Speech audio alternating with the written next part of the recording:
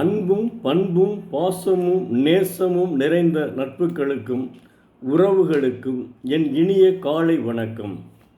இன்று ஒரு குறள். அதிகாரம் 32, இன்னா செய்யாமை. குறள் எண் 312. கருத்து இன்னா தெய்வக் கண்ணும் மறுத்து இன்னா செய்யாமை மாசு அற்றார்கோல். ஒருவன் கருவு கொண்டு துன்பம் செய்த போதிலும் அவனுக்கு திரும்ப துன்பம் செய்யாதிருத்தலே மாசற்றவரின் கொள்கையாம். தெய்வப்புலவர் திருவள்ளுவர், ஒருவர் தன் மீது பகை கொண்டு துன்பம் செய்த விடத்தும் அவனுக்கு துன்பம் செய்யாமை நல்லவரின் கொள்கையாகும். உதாரணத்திற்கு, ஒருவன் அடுத்த வீட்டுக்காரன் மகன் படித்து பட்டம் பெற்று அரசு வேலையில் சேர்ந்து விட்டான். ஆனால் இன்னொருவனின் மகன் நன்றாக படிக்காமல் வேலை இல்லாமல் சுற்றித் திரிகிறான். பக்கத்து வீட்டுக்காரரின் வளர்ச்சி பொறுக்காமல் அவனுக்கு அடிக்கடி தீங்கு செய்து வருகிறான். அவன் அப்படி தீங்கு செய்து வந்தாலும் அதை பொருட்படுத்தாது அவனுக்கு துன்பம் செய்யாமல் இருப்பவனே நல்லவன் என்கிறார். அப்படி அவனுக்கு தீங்கு செய்யாமல் இருந்தால் அவனாகவே மறுபடியும் தீங்கு செய்யாமல் ஒதுங்கி விடுவான் என்று தெய்வப்புலவர் உணர்த்துகிறார். அதான், ஒரு இன்னா செய்தாரை ஒருத்தல் அவர் நாட நிர்ணயம் செய்து விட, அதே அதிகாரத்தில் தான் இதுவும் வருது. அதுதான் அவர் சொல்கிறாரு.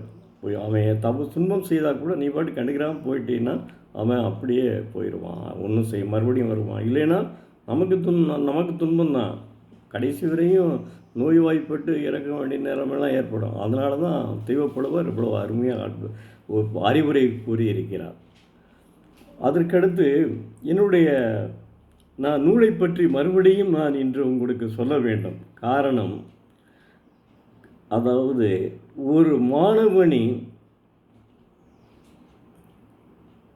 மாணவனின் வசந்த காலம் கல்லூரி காலங்கள் தான். ஒரு மாணவன் பெரிய பெரிய பதவிக்கு செல்வதும் கல்லூரி காலங்களில் தான் நிர்ணயிக்கப்படுகிறது. அதனால்தான் இந்த நூலை, அறிவு சிறகுகள் நூலை எழுதியுள்ளேன்.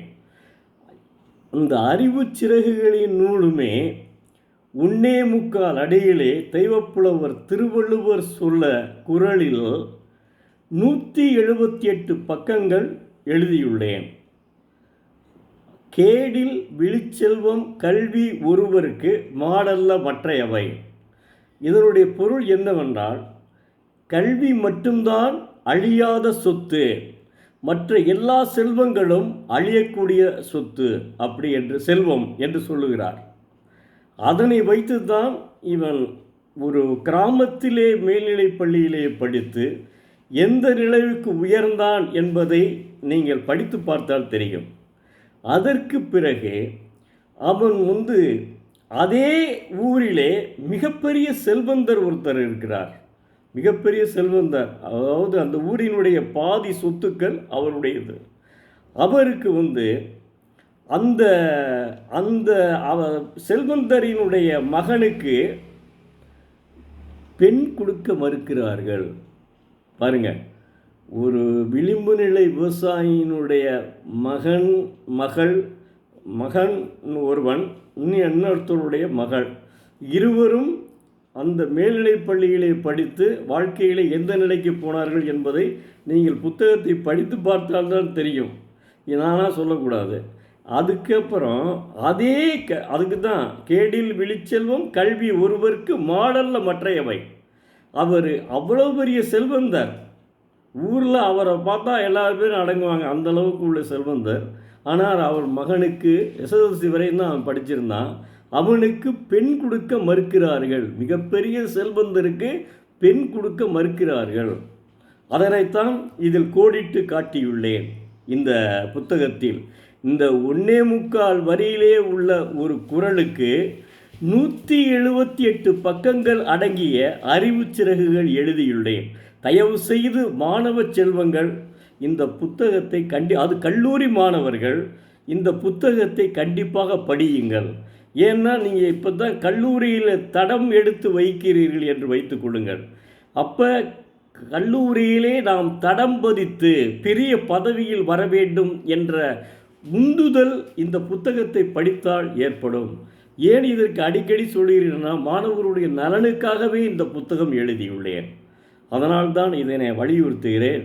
ஏன்னா மாணவ பருவம் அந்த கல்லூரி பருவம்தான் என்னை பொறுத்தவரை வரவில்லாமல் செலவுகள் செய்து மகிழ்ந்திருந்த காலம் அந்த கல்லூரி பருவம்தான். அந்த கல்லூரி பருவத்தை மகிழ்ச்சியாகவும் வசந்த காலமும் இருக்க வேண்டும். அதே சமயம் உயர் பதவி அடைய என்ன வழி என்பதையும் நாம் யோசித்து படிக்க வேண்டும். அதற்குத்தான் இந்த புத்தகம். தயவுசெய்து இந்த புத்தகத்தை கடையிலே வாங்கி படியுங்கள். நன்றாக நிச்சயமாக நீங்கள் வாழ்க்கையில் முன்னேறுவீர்கள். நீங்களே சொல்லுவீங்க பின்னாடி, ஆகா அருமையான புத்தகம், இந்த புத்தகத்தை படித்ததுனால தான் நான் இந்தளவுக்கு உயரக்கூடிய நிலைமை ஏற்பட்டதுன்னு நீங்கள் சொல்லக்கூடிய காலம் வரும். நன்றி, வணக்கம். மீண்டும் நாளை பார்ப்போம்.